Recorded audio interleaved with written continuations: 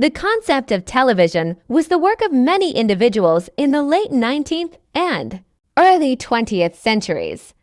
The first practical transmissions of moving images over a radio system used mechanical rotating perforated discs to scan a scene into a time-varying signal that could be reconstructed at a receiver, back into an approximation of the original image.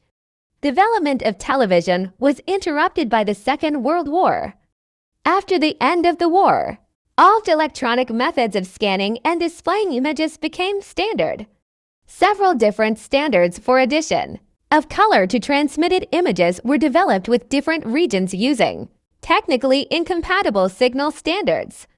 Television broadcasting expanded rapidly after World War II, becoming an important mass medium for advertising, propaganda, and entertainment. Television broadcasts can be distributed over the air by VHF and UHF radio, signals from terrestrial transmitting stations, by microwave signals from Earth-orbiting satellites, or by wired transmission to individual consumers by cable TV. Many countries have moved away from the original analog radio transmission methods and now use digital television standards, providing additional operating features and conserving radio spectrum bandwidth for more profitable uses.